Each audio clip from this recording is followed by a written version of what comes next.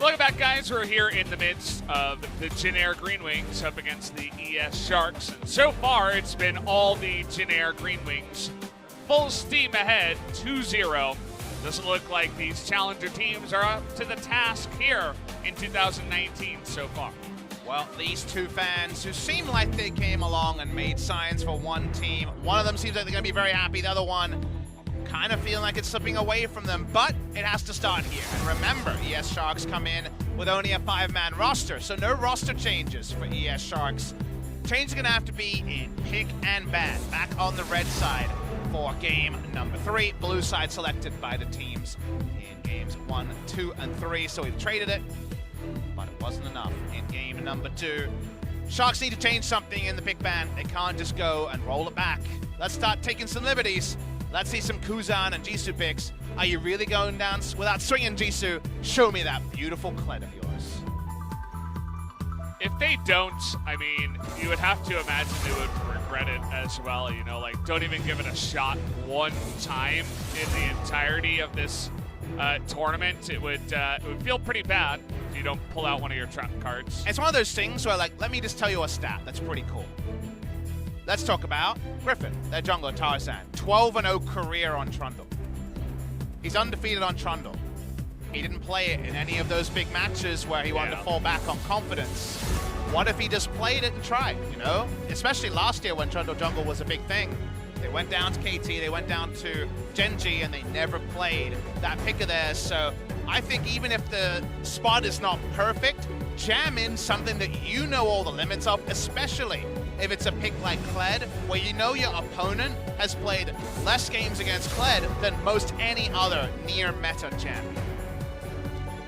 Yeah, and you've played multiple games up against all the meta stuff because that's what gets picked, even in solo queue and in scrims and stuff like that. So I do like the idea. Try to throw in a wild card, do something differently. If they draft like the same composition with GP and Corki, I'm gonna rip my hair out on broadcast. But nice. You got some viewers. Some entertainment for you guys. Yeah, definitely. If that starts happening, we'll give you an award, and you can like go tell people about it. Get people in here for the hair ripping out. As Jinaer, well, they lost Rek'Sai, so we already knew what the first pick was going to be. What is the cost, though? Because right now, feels like Jinaer is kind of getting away scot-free, blue and red side with counter picks. Varus, Tahm, Kench, that's been the duo. A Varus here is probably seeming unlikely, but you can go Lucian, Tahm, Kench, and then play around with the lane assignment. So I think you take away Tahm, Kench here every day, though. Absolutely. And then you can flex that Lucian if you really need to. Yeah, that's fine. You can't ban all the 80 carries, right? The ones that'll work alongside of that Tahm Kench. See if Jinaer wants to revisit the Soraka that worked pretty well laning phase for them in game number 1. The Nami is one that we don't see a lot of in Korea that's worth considering in a lot of matchups. Now, Jin hasn't been buffed, so we're not going to see him, and surprise. Is this going to be Varus Braum for the best impersonation of Varus Tahm Kench? It's a possibility. Yeah. Have to imagine that they pick the support here, unless they really want to grab some kind of mid laner like a LeBlanc or something really early, but then you could easily just ban the Braum in the second phase and make that Varus a little bit more scared in the Lucian lane. And you have the internal synergy of Varus and Braum. I think Varus with something like a Soraka loses some of kind of the threat behind it when it comes to the power there. So there's going to be some good lane synergy there in the attempt to punish. And first round Akali is this change in the draft we've been talking about. We could still see a Corki, that's a possibility, but Jisu and Kuzan are going to be fighting over the Akali for game number 3. See who does end up picking that one up. As, you know, still we could have that flex. The Lucian could be flex. We could have all sorts of fun stuff as Ezreal also taken off.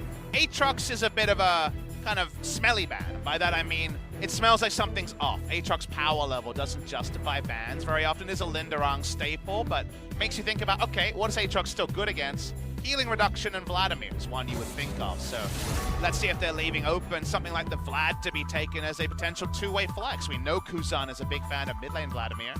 So Aatrox ban there, an interesting one. The Hecarim ban as well. Some of those top laners we've seen during the course of this tournament. Victor ban, okay. Victor into Kennen is good, so I think this means that Jinaer want to be playing Kennen on the blue side. It's what we saw piloted by Khan in the final of the LCK, so trying to read into the tea leaves here. We are, with some of these bans being a bit non-standard, and the jungle pick for Catch is going to be one of his old faithfuls in the Gragas. See, Grace immediately is like, oh boy, what's going on here? What's getting picked now? Because you definitely send the Akali top, Lucian bot, maybe even throw in a Yasuo Kennen if is you want. here, maybe on the blue side. Kennen Yasuo. Grace is a sometimes Yasuo player. He's played quite a bit of it. The Zed would be a return to something we've seen already this tournament. Chongo, one of the best Zed players in Korea according to the community, would have been training them up, but it's going to be the LeBlanc, so we're right on the mark with the Kennen. LeBlanc is the choice, good into the Akali, so that's a potential matchup there. So, ES Sharks, do you take the Vladimir? And this would be flexing the Lucian instead. Now, I have a lot of smiles on both teams, so I don't want to call it until it gets locked in. Okay. And there it is. We will see the return of Ashe for game number 3 as we did in game 1. Very interesting to try to find an equivalent kind of power level for Ashe, Tahm, Kench, Varus, Braum. They're both very, very similar lanes. Unlike Lucian Braum versus Ashe, Tahm, Kench, where the range advantage means you beat Lucian Braum more than 50%, this is one where the auto attack range advantage is 25, so it's much less relevant. I'd probably take Varus Braum, but it's pretty flippant, and it does sometimes depend on summoner spells as well. Laning assignment-wise, this Lucian did very well against LeBlanc earlier in this tournament, so Kuzan on some ultra comfort here. And you gotta say, when it comes to the champions played in this tournament, if you told me Jisu Akali and Kuzan Lucian, that'd definitely be on the upper tier of comfort picks. And imagine they come through here in reverse sweep after finally unlocking themselves after playing that very, late game scaling type of composition. They would be kicking themselves for having it take this long, but once again, Grace going to go back on that LeBlanc, a much harder lane in the Lucian, as you did mention. Root going back onto the Varus, which seemed like ultimate comfort from game 2. But the playstyle, at least, is up for change in game number 3. We know ES Sharks' bread and butter is comps more like this, the greedy scaling. Your hair stays intact. It's looking magnificent today, Valdez, so good news on that. Yay. Akali, Lucian, much more firepower for ES Sharks, so maybe we don't just have a 20-minute phase where Jinaer has so much control, but not really certainty into what to do. Game 3, let's hop into it now, see what happens.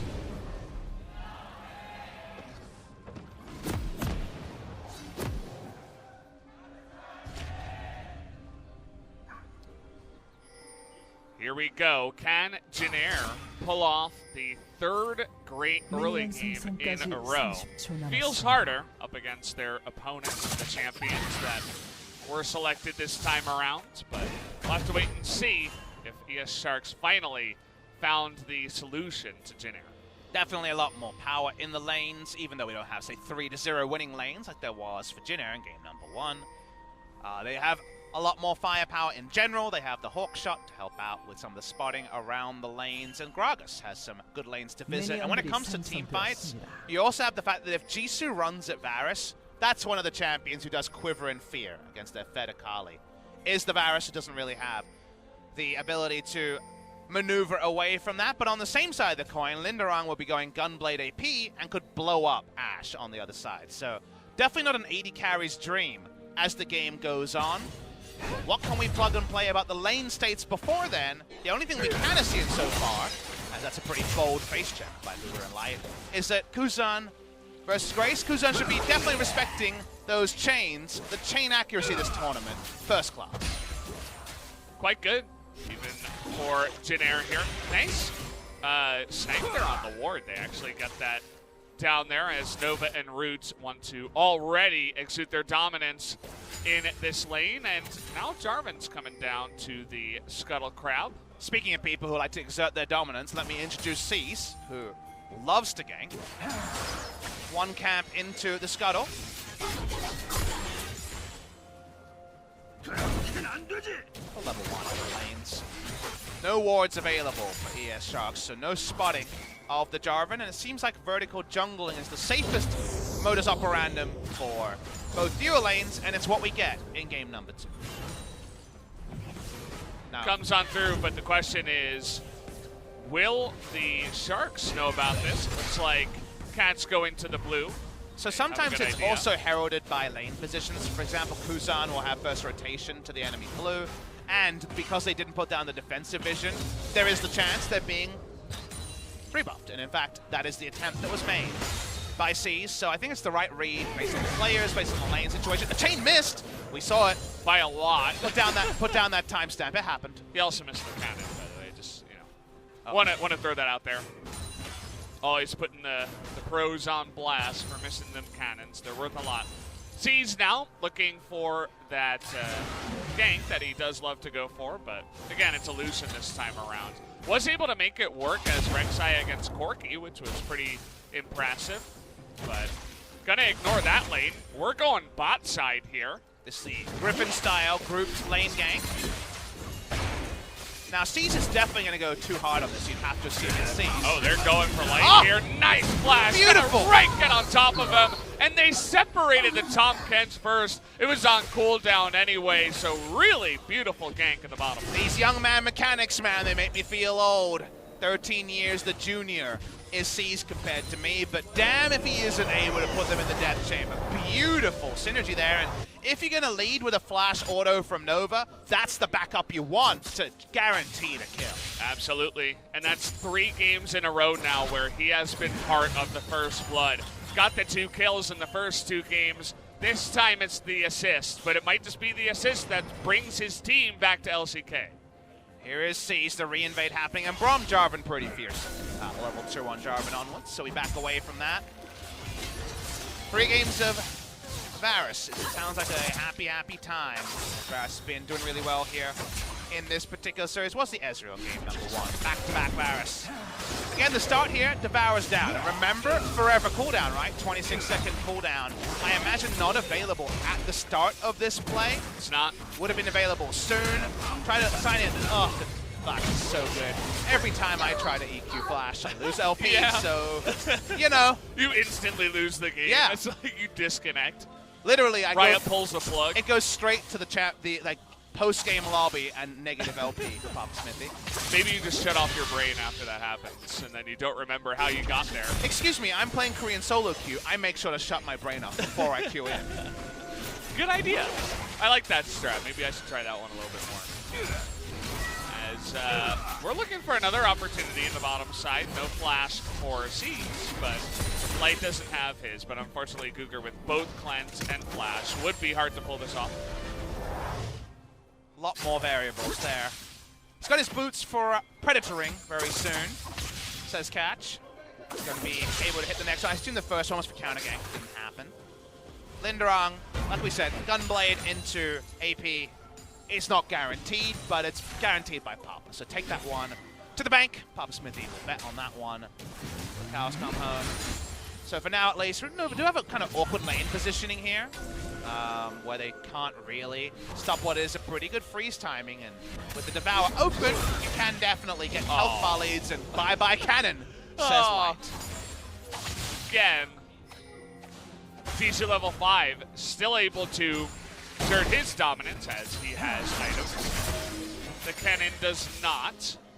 Both these duos are very good at this, which is the lane bar, the lane positioning freeze, where they have enough range to harass and also kind of engage and disengage from the support.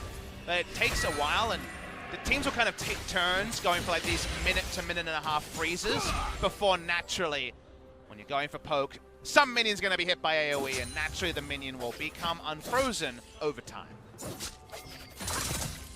Cat's considering a gank in the top side, but instead it looks like he wants to go to his red. and also clear this out. So seems like they had a good idea as the ult is going to come in, slicing Maelstrom, trying to get him to safety. Has the second one. He's actually going to miss. Oh no! And now with the teleport coming in, he has to flash over the wall. Sees not level 6, can't Cataclysm, but not able to do enough damage with that missed second half of the perfect execution. I believe that second half auto Q would have killed. Just the second half wouldn't have killed, but missing health damage, he was lower than half health. Very rarely do you see that skill shot miss. It's kind of not really a skill shot, right? It's like instant, It's right? pretty thick also, so that was a bit of a whoopsies coming through from good old Jisu, and that's sort of whoopsies you make when it's 3 match points and you know that it's your moment to shine, not able to shine in that particular moment. Definitely so much pressure on him as Grace goes in again, but Cat's not going to pounce on him this time. Varus walks up, no mana bar, but Nova coming to join. All right, no ships in the night here. Catch is pretty well aware of what's happening. Grace is going to land another chain, trying to block there with the clone, but actually fails. That was his real self, and well, Kuzan says, thank you very much, I'll take the kill. Home mechanics are off. The Lucian mechanics just about enough to ride him home, so that's a kill. Solo kill coming to Kuzan. That's the sort of solo kill they're looking for in top side. They didn't get it there, but they do get it in the all-important mid lane skill matchup. It's one of those rare times this series where Grace not quite on the ball there with the mechanics to make it work. Looked like it was good. Looks like he knew it, his ranges pretty well. But yeah, not what they were looking for. Bit of a fail. Had the item lead because he had Sorcerer's Shoes already done and no magic resist on the first back. The Bilgewater on the way to the Lucian Black Cleaver. So that's why he feels like if he hits this perfectly, he has burst range. He hits the chain. But you're right. Didn't have the clone tanking. If the clone tanks there, another couple of autos, kill comes in. Let's listen in. Kuzan's feeling it. Pushy. I got him, and nice. He'll fit in perfectly in the LCK. Says exactly what every other person says after they get a kill. Who was the one player this tournament who was way more animated? I think that was Light, I believe, from the best of 5. There's one player who was just so animated, so I'll take your word for it, but always excited about people who have got the extended replay vocabulary. Sees walks in, and, you know, it's Mountain Drake. I'll take this one out. No contest. Feels decent about that. What's the... Oh, here we go. Ooh, okay. And we've, for once, got 2 teams who can fight for it at 14 minutes. No one's scaling here. Everyone's got power all over the rift, so we got some fun stuff going on, and a Kennen Gunblade away from perhaps a very impressive flank. Could absolutely have a bunch of action here in the mid lane, or in the mid game, rather. As Grace, once again, going in for a bit of a trade. Cat's hanging around, actually steals the blue again. As, okay, we're going on in for the knockup, but there is that Devour. Do they have the damage for GuGer immediately? Oh, Light steps up again and nearly dies for it. Oh boy, not what he was looking for. Had to flash real quick out of that one. And when you scrim Ashe, Tahm, Kench, you always are waiting for the chance to negate a lot with the Devour, be spat out, and return fire. You never want to give an 80 to 20 trade, but that was that sort of trade. Some counterfeit trading going on by ES Sharks are going to be investigated for that one. Just standing fire from root, he understands his damage ranges, and he puts Light and GuGer maybe not to the gray screen, but definitely not far away. And it's got to feel good if you're Jinaer and just time and time again, you can just rely on your bottom lane, on root specifically, to just set up these big plays and outplay the 2v2. Just gives you even much more power. You were talking about how this lane may be slightly favored towards the Varus Braum, but they make it look a little bit more one-sided. As now the Rift Herald has started, Grace in an awkward spot, another culling. This time he does block it. The Ignite does tick down, but it's not enough, and that means that the Sharks might be able to pick this up. C's not even going to be able to go in, as Shelly will go over to the Sharks. The Ignite damage range extension is pretty big now. I believe he was seen on a dying ward there, so Grace going to have his back stopped a second time. No TP on Grace, as you should remember. Took an Ignite to answer. the Kuzan, so the blind Ignite prediction was correct from the side of Grace, but Lucian has had a run of this lane. The clone mechanics have been off, and they couldn't reset the Rift Herald one more time. If that was full health bar from LeBlanc, she jumps in. It was one reset away from Shelly going back into the pit at full health. Doesn't happen, so nice advantage, ES Sharks. Feels really good. I mentioned that having your bot lane just dunk 2v2 is nice, but how about this mid Lucian that we were calling for a couple of games, or at least a Lucian on the Rift, finally getting some success. Another chain of corruption going to come down as GuGer has to flash that one. Has to get rooted into stunned and probably dead. So another summoner blown, so he's hanging around. And Jinaer playing around their strong lane. Didn't get a devour, so the turret dive here is a little bit more risky. So he's gonna be seeming to first focus on the blue buff respawn timer. About 40 seconds away, top side, Lindarang in trouble. Oh, he's in a lot of trouble here too. The flash comes in, not even close, as Jisu this time is not gonna miss the stunned target. And with the ult down, the threat of that teleport ward is lessened. The Rift Herald is gonna be used. It's gonna be a tempo disadvantage to Jin Air. Let's see how much ES Sharks can get. It's going to be pretty close here, actually. The extra attack speed from that one, from the flag, as more damage coming on in, and GuGer trying to make a play elsewhere on the map as here comes the arrow. Not going to land this time. Nice little try, and yep, the Varus and flag are going to do more damage to the turret quicker, and they pick up first blood turret in the bottom. And that's the only advantage they get in that lane. There's still a little bit of time, so how about double 80 carry and a Tahm Kench? Cashing in here. Suddenly, ching! Goes everyone on the Rift, and everyone just got a lot richer. It almost feels like we missed some sort of investment bubble now. Yes. Didn't get into Bitcoin when everybody else did. How does that bought at 20,000? How does that story end? You lose a lot of money in that case, yeah. As did a lot of unfortunate people. But, yeah, lots of money now on the Rift for everybody. This is a much more even game. The compositions are similar, as you mentioned. Yeah, this is good. It feels like the Sharks are putting up a fight this time around.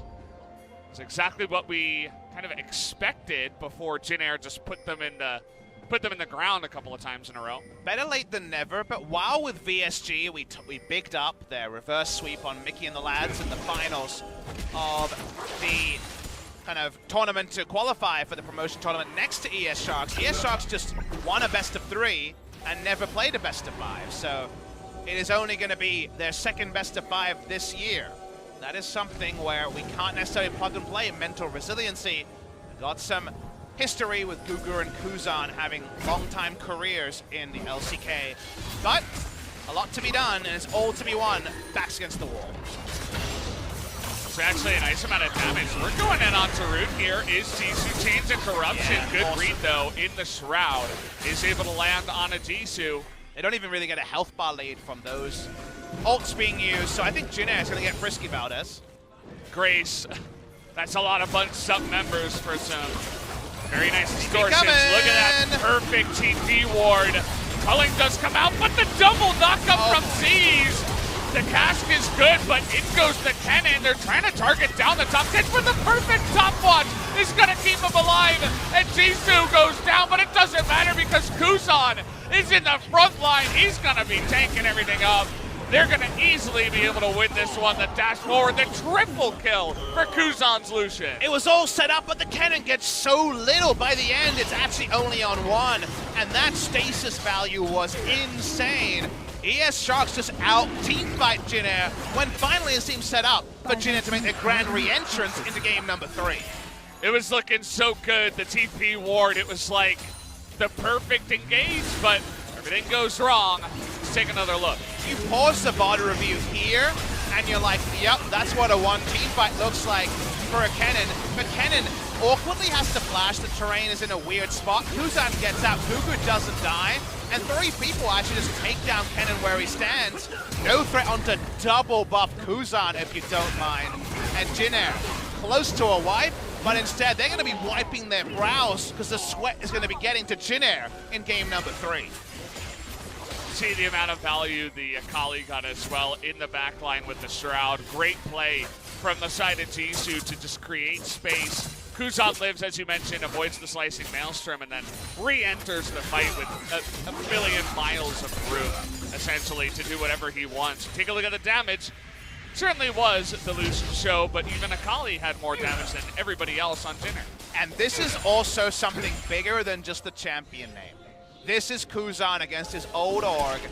He needs to put on the Kuzan show to get them into LCK Summer. So that was the Kuzan show that we knew could happen. You guys missed some of the previous matches, or you're tuning in back from the LPL final and wanted to watch some competitive league. Remember that Kuzan in challenges this year has 6 player of the series MVPs. Not player of the game, player of the series, how they do it. Speaking of Kuzan, wherever he goes, you're pretty scared, although Cat should be a little bit worried. It's pretty fast, though, actually, as Grace gonna eat that barrel to the face with the short boots and even a Codex on top of the Runic Echoes. That AP Gragas doing some decent damage. Jisu in the side lane, pushing up. Kennen's kind of already thinking of better days. With Gunblade, you can last these lanes a little bit cleaner, but it's still not where you want to be. Against Akali as the laning phase goes on, Murph Tread and Gunblade done. Lindarang returns. Nice CS leads in 2 lanes, only bot lane is struggling, and it's Ashe, so at least the utility is always present. Land a couple of arrows, and Kuzan and Jisu are going to do all the rest. I mean, you can kind of just backseat from here on out, and you're kind of that emergency valve if things get later on in the game, and you can eventually get your farm, so certainly take your points. Really all eyes on the 4-0 Lucian for Kuzan, who even Grace now knows that he can't really fight against him. He's using distortions to clear out waves. Control ward into the pit, or into the rush there, already spotting a Kuzan control ward from earlier, so not going to be any threat onto Kuzan, but even getting breathing room for Grace is not too bad. Remember, neither of these bot laners at the moment, in Grace and Kuzan, have teleport. In fact, when was the last time we cast a game where neither mid laner had teleport? I want to say like ages ago.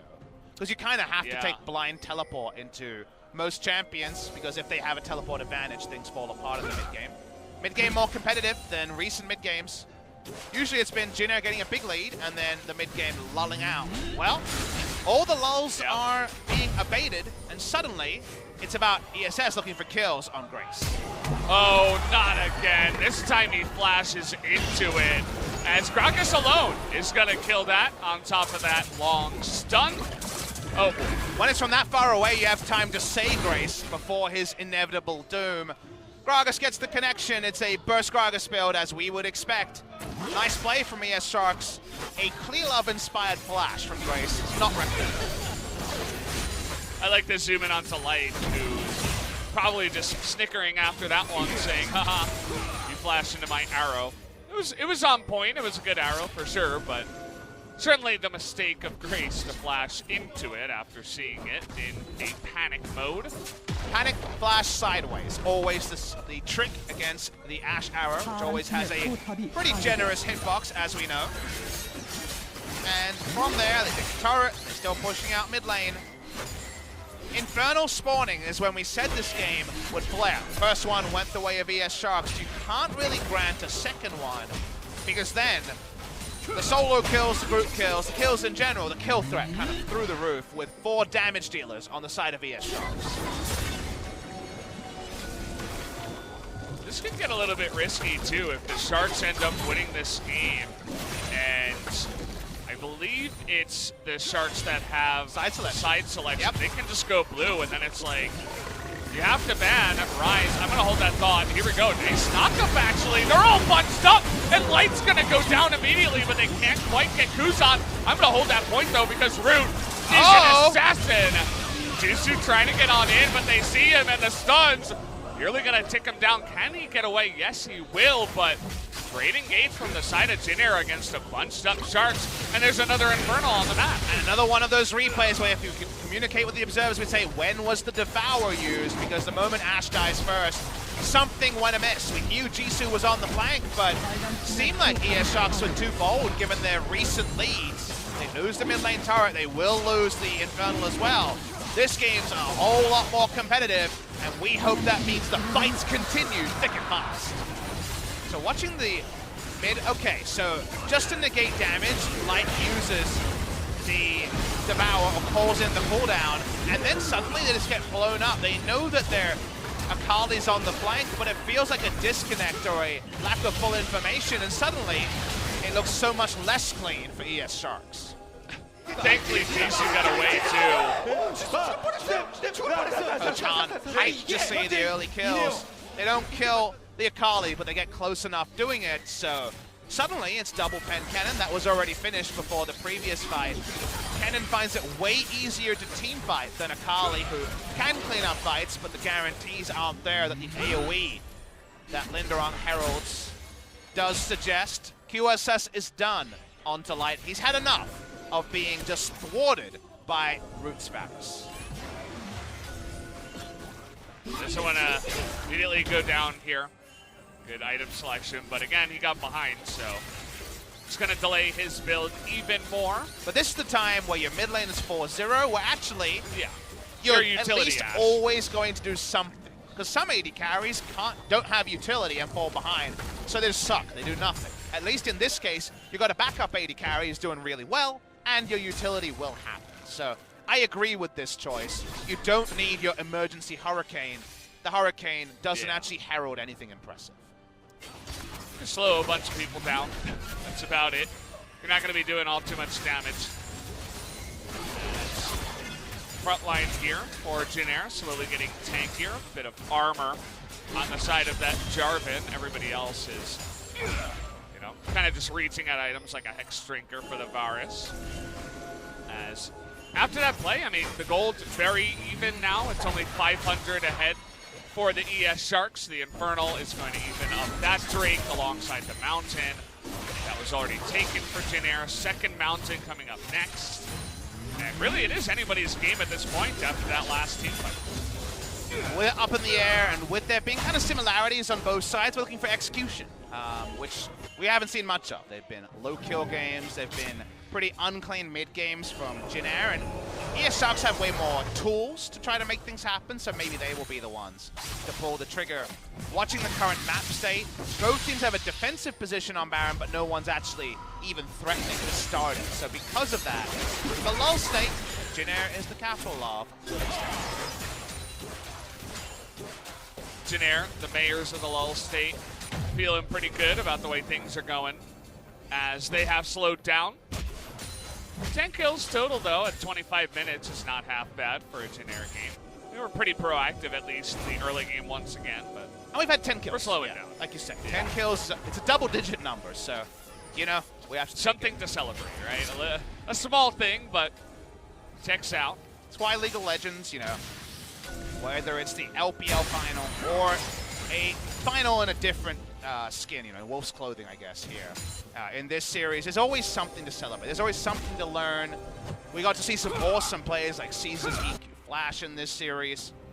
Now, the end result was kind of shouting out Jin Air victory, but ES Sharks, Kuzan having the goal. If anyone else in this team has this lead, you're like, I don't know, but Kuzan is the one who you kind of feel like is closest to safest houses on the side of ES Sharks, but without his teleport, you know, with this Ignite, they still have to move their chess pieces, and right now, neither team has chess pieces that threaten a game-closing advantage like a Baron. Not quite yet. We'll have to wait and see who picks up this second Mountain, because if it is Jinaer with a fed Varus, certainly they can pull off some two-mans that we have seen before. Side of the Sharks would absolutely love it, especially with their double ED composition. Would make things a bit easier for themselves to take out objectives. 4 damage dealers versus 3, so definitely agree with you there. Catches go on the AP build. If you guys are wondering why no Cinderhulk Gragas when we don't see Cinderhulk Jarvan, when we do see Cinderhulk Jarvan, I'd say it's because Cinderhulk Gragas really is only a cask and then he waits for cooldowns, so you might as well go burst build or not him at all. Mid lane. Okay, we're looking for another engage. Catches to both of them. This time the Devourer is on point and sees is taking way too much damage. That's not the engage we saw the last time. That's not one I want to see again. They didn't have any tools down, and he just made the engage anyway, and it looked desperate. It's definitely, in hindsight, was a desperate engage. It'll lose them the Mountain Drake, but Z should just be really thanking his lucky charms it doesn't lose them the Baron as well. Absolutely. 5-0, Lucian. Could have considered it. They're not going to do it just yet. Rather take the Mountain. And it's going to be the third. Okay. So we're not wasting any time here in game 3 to get some nice Drakes. Quality of the Drakes, which are now shared. Super high roll, like you mentioned, and it plays into two teams full of damage, and thus both thinking they can pull the trigger. But we are in onto Lucian with Summoners up, and Devour is off cooldown as far as we can tell, given that GuGer used it, 3-4 seconds after we started this clip. That's not the time. So C's, nice moves so far, but maybe rely on your teammates a bit more the next time you pull the trigger. I really like the cast usage there. It actually bopped both of the damage dealers away.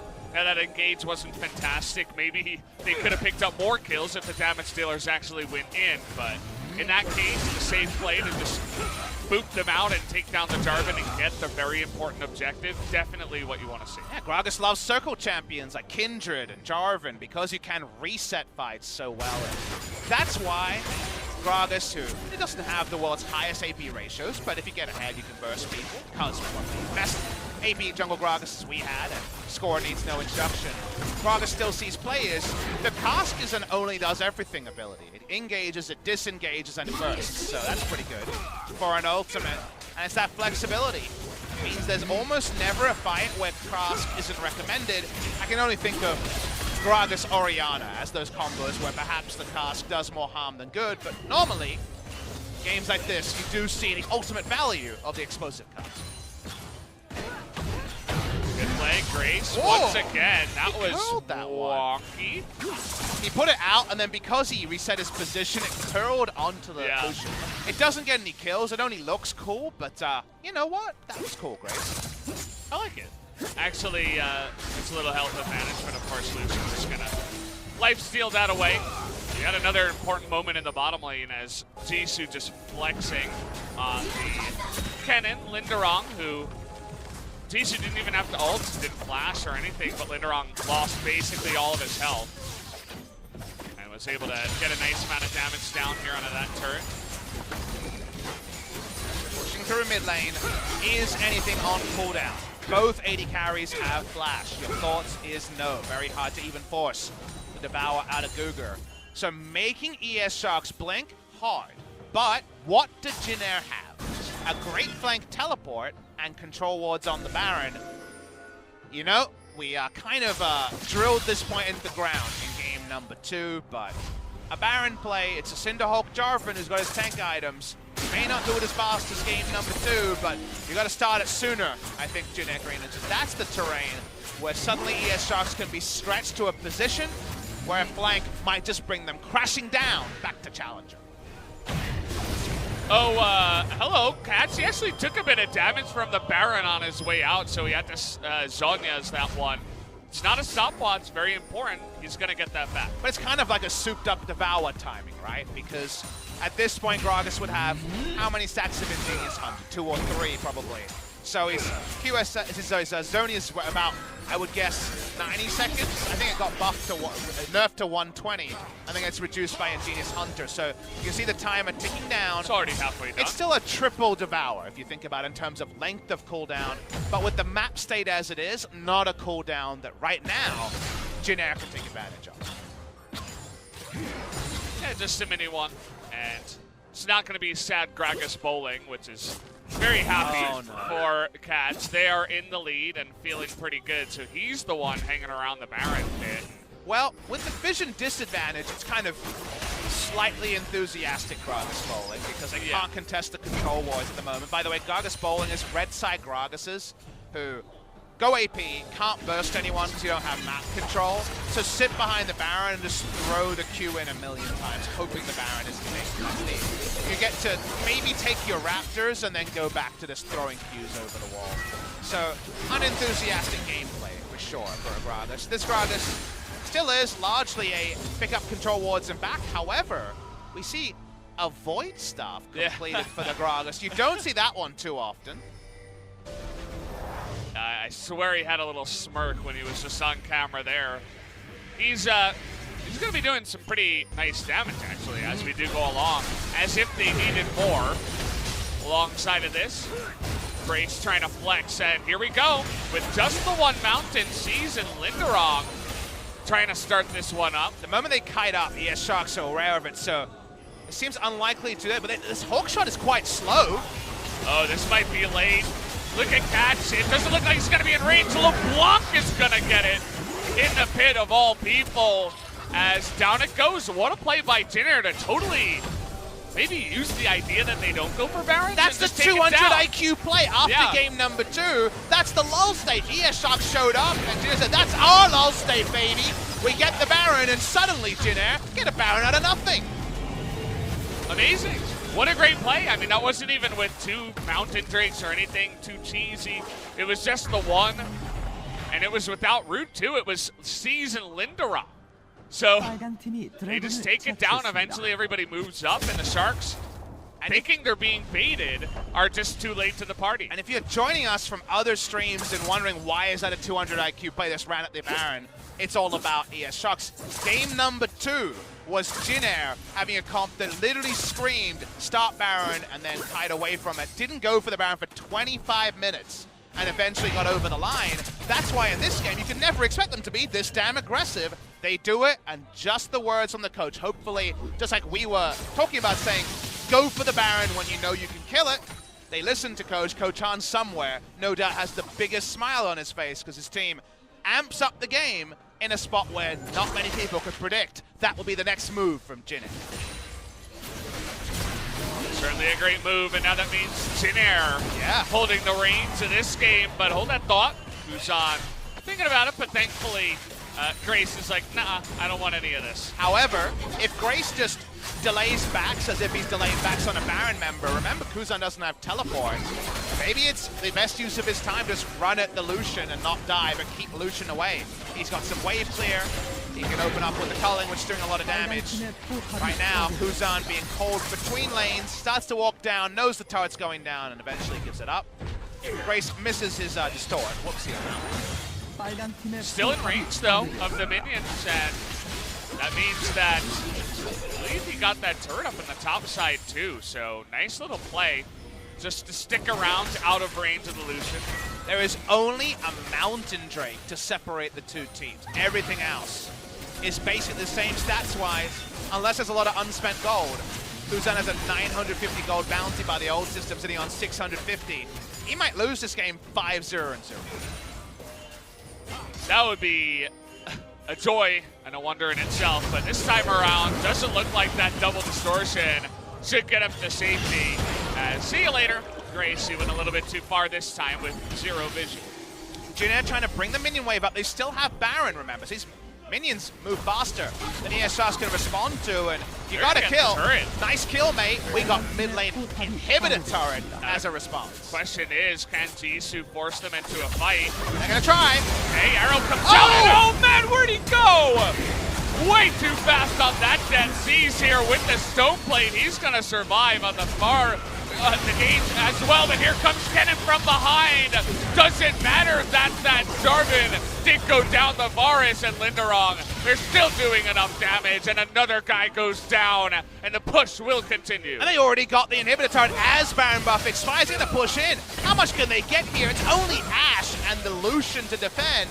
They need to heal up with 280 carries. They probably don't lose the game here, but Jinaer just outplayed huge in a 4v5. Great plays from Jinaer. Sometimes we're left scratching our heads, and sometimes see stuff like that, and you're like, these guys are actually pretty good. And when we broke down Akali versus Kennen, we said in the side lane, Kennen's like it, but harder to team fight as Akali than an AP Kennen. You see that replay is Kuzan. Wants to almost interrupt back with some gray screen. Doesn't quite get it. But this was Jisu coming down the front door. And the ability for Jinaer to smack down the Akali caught us all off guard. Watch this as Jisu comes in on the fight. They're thinking, okay, they walked up too far, let's punish them.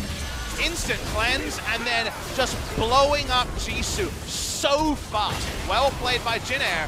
That felt more like the second stage game for Jisu on the Akali because he overrates his mage tank play. And then Lindarang says, hello, I'm Ken. I love his positioning there. He's just waiting in the wolf pit. He's like, if they come any further, they're all gonna die. I'm just gonna be able to ult all of them. That's exactly what he did. Hearing the frustration here of the Sharks. I believe that's catch. We didn't have to translate that one for you guys.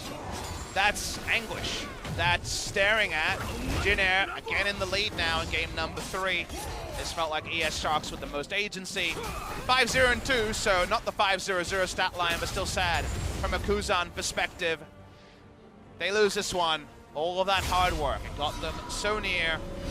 But unfortunately, the second place prize from this match is hardly a prize in and of itself. Be interesting to see if the Sharks do go down. Will guys like Kuzan stick with their teams in Challenger? Got all the nicer replays. I appreciate that one. And speaking of appreciation, Jisu, that's 3 members. He ulted. Probably a smart move. Wow, everybody's getting on in here saying we're gonna save your life, and the ult does save his life, but now Jinaer saying, we don't really need the Elder. No. We're thinking about going at least pushing mid for now and then going back to Elder. They've been very good at minion wave access that ES Sharks messed up around. Akali pokes forward, but remember, this 50-second cooldown on his ult means we don't see him too much from Jisu. Grace in an awkward spot here, takes a ton of damage. Solo kill. Oh, he goes over the wall, but Jisu still gets him. He's pushing around. He's going to try to Zhonya's. It's going to come down to this one. He's in his Zhonya's. He can't smite. And it's going to go the way of the Sharks. Says, oh, man.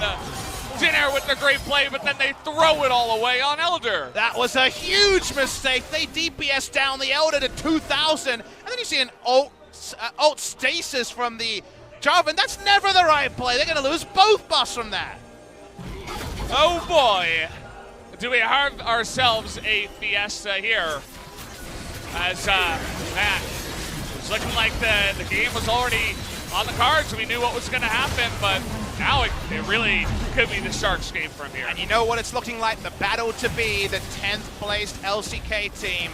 The start of it is Grace misplaying. Jisu doesn't have ult. His burst range is minimal, and he just gives up his life. But then Jinaer keep it leash. They know they can't fully disengage, but they don't really do anything. And the only person that goes all in on the back line is the person with the smite. That's not how you play League of Legends, Jinaer. And they lose both buffs, and now they have egg all over their faces. It's way too much egg, more than any one person should eat, or any 5 people. I mean, everybody's to blame, right? Grace goes in, dies alone. Sees was, I don't know what that was. Root was DPSing the Drake as the Jarvan was in stasis. He's like, here, Gragas, you can have it. Just like that SpongeBob episode where he gives the ice cream. It's like, are they trying to make this challenging? I'm not sure, Papa.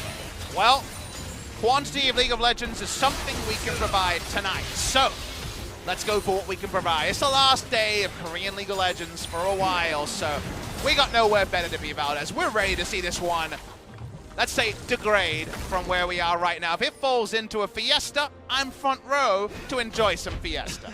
Just like if you're feeling like some Mexican food and you end up in an Italian restaurant, don't think about what you could have had, just enjoy the restaurant that you're at. That is for sure. The pasta's still getting food. Yep. Still getting food, baby.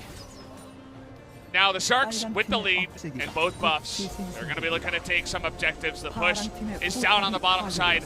Elder is about to end in about 10 seconds, so see if Jinaer want to force any fights after that buff is gone. Well, they still have the buffs. They have redemption to stay high. I think Jinaer needs to start running away faster than they are.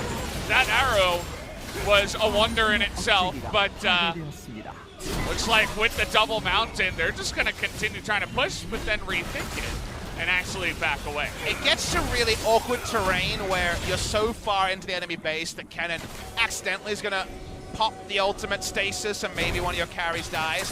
I think you can get more, but ES Sharks say, let's get a safer objective. That safer objective represents in a mid lane turret. Pushing out mid lane when you already have bot lane inhibitor means the repeat visit to Elder and Baron should be a trivial one. So they push in, and what a Jin Air to do. What a Jin Air. Well said.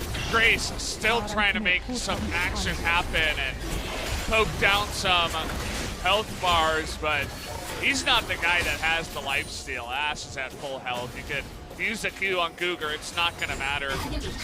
And the push continues, the rotation up to the top side now. 30 seconds on Baron. They're going to take down, looks like 4 turrets in total, plus an inhibitor, and be happy with the lead they have. And with all the CS and the now 3-2-3 stat line, I don't think Jin Air have a remaining matchup into Akali in the side lane. And if you're 4-1, it's Gragas double 80 carry Tahm Kench. Remembering back to what you were discussing about how, yes, we always think about engage Gragas, what about disengage?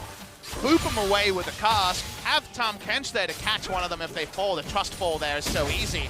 And double Infinity Edge 80 carry, blow stuff up in the 4. So 4-1, to me says if ESS can't win this game, they don't deserve to be in the LCK, because so many of the ways this game can finish out are huge advantage ES Sharks. Would have to agree. Thankfully, Grace repositions here on Vision. Thought for a second he was going to continue his recall. And in comes Light. Light's actually alone there for just a moment. Could have been an opportunity, but Tahm Kench does group up, and we're getting once again into that late game as 43 minutes. ES Sharks trying to put an end to this one and keep the series alive. Jinaer should be all swapping to blue trinkets when they back in their emergency backs now, because getting permanent vision around Baron is going to be hard. Culling comes in. There's no buff from the Elder Dragon, so it doesn't actually hit with the same intensity that it did just a moment ago. They only have 1 blue trinket. It's actually a pretty big mistake. Now, it's hard because you want to be like, oh yeah, we can get some wards down and we'll sweep them out so we're not stopped and on our way in, and then Kennen's more likely to get in, but it's just too much to ask for when they've never hit the map to put down vision while ES Sharks have a all-in going on, and this chunk's not going to chunk out enough onto Light. Your hopes at contesting Elder Dragon and Baron are going to be much more about what the hell is the enemy health bar than anything. They don't have a Hawk shot, they got 1 blue trinket and a dream. So, Elder about to spawn here, 15 seconds. Lindarang goes for the push out and pings on that bottom inhibitor saying, hey, we can just wait until Kennen has to go back. But he does have the teleport, something to think about. Jinaer with, as you mentioned, big lack of forward vision, and any real way to check means that they're just going to have to slowly push in with the Braum if they want to check. Both teams have a disengage inhibitor go to 1 downed, 1 exposed in the mid lane. This, of course, is how many series have been resolved. How do they problem solve this one here? The importance of veteran shot calling in moments like this is impressive and important. Varus and Kennen go back, but Varus has the TP. That's a TP used to regroup. TP advantage ES Sharks. Do they try to backdoor? See Jisu's positioning already. Light takes a lot of damage here. That Elder is going to respawn. Akali should be going down the bot lane. She can already beat Kennen the 1v1. And we're running out of TPs for Jin Air. Arrow from the cask, actually, and Grace all alone on the top side. Nearly just gets burst down. In goes Jisu alone. Nice knock-up from Z's, but doesn't look like Jin Air have the damage. But here's Lindarang with a huge slicing maelstrom, but it doesn't matter as Jisu gets so much more damage done. But couple of kills gonna go back the way of Jin Air as 2 super low health bars on Catch and Light, and Jin Air now have even the score. And you see the problem of not sending Jisu to follow the minion wave bot lane. G2, for example, would do that all the time. With a sleight of hand, the fact that you have the winning 1v1 means that would have been a freebie. Instead, they go back onto this objective. Here's a contest around it. Root's going in 1v2. Oh, he smited. That's smited. For health. Light's coming on in, and oh, Root. Okay. Well, Ashe came back, and it was like, okay, I guess I'm dead. Nice try. No cigar. Grace. Okay, there's the cigar I was looking for. It's no Graves, but Grace is going to pick up the other 80 carry, so good on him. Well, we don't encourage smoking here, and we feel like we might be far away from victory scars even in this scenario. ESS had the obvious play. You send Akali bot lane, she can beat Kennen in the 1v1. Also, she has an interrupt on the teleport with the first part of the ultimate in that change to Akali in her latest rework. Instead, they make it about a 5v5. Yes, they could win them, but they'll definitely win if Akali goes bot lane. This ends up being pretty honest because Lindarang has 600 AP and stasis. So with all the space controlling, Root can auto-attack within the Kennen. After the fact, they lose out on this Baron setup. Remember, Varus is still there.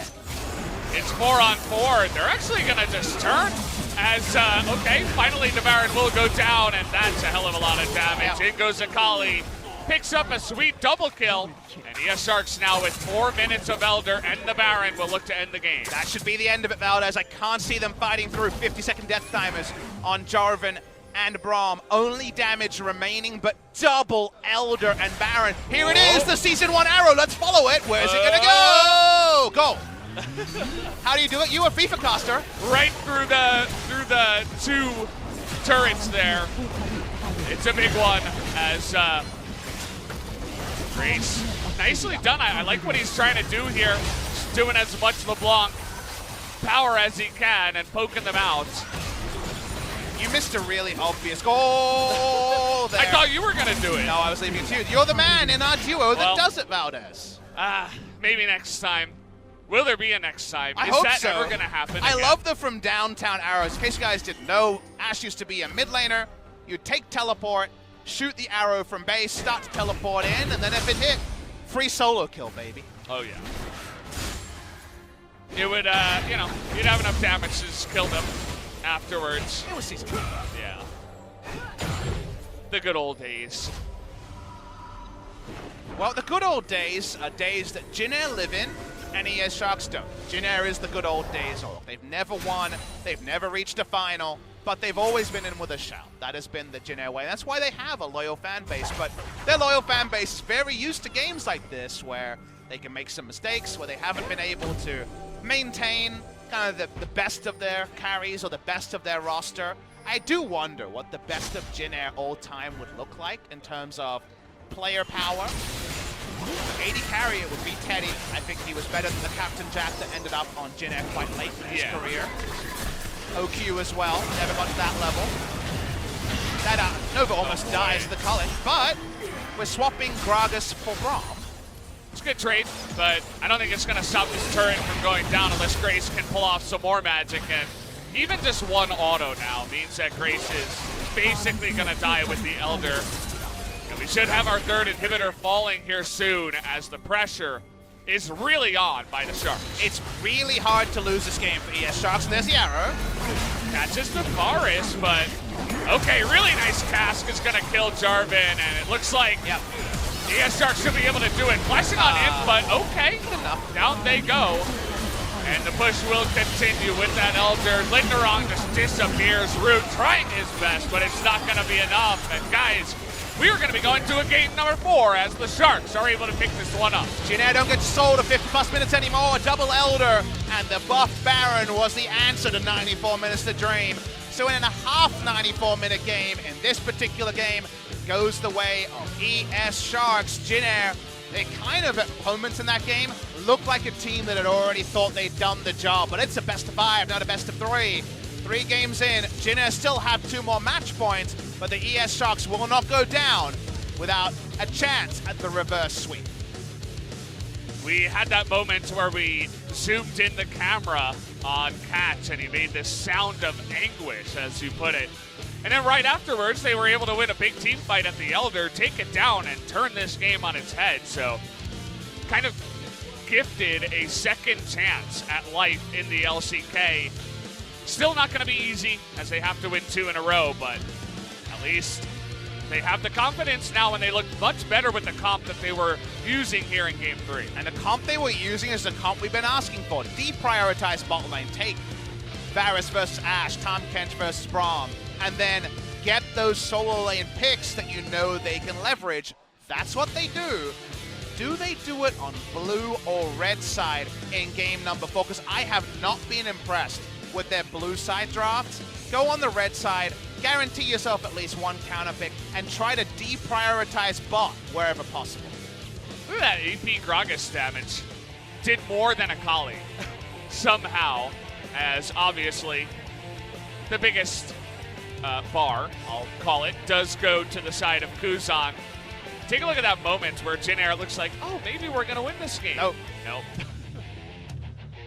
Crashing down to earth, and crashing down, of course, with the glad plane, sad plane, but also the stakes of this match. If you're tuning in late, one team goes to LCK Summer for the 10th spot. The other team has another split in Challenger.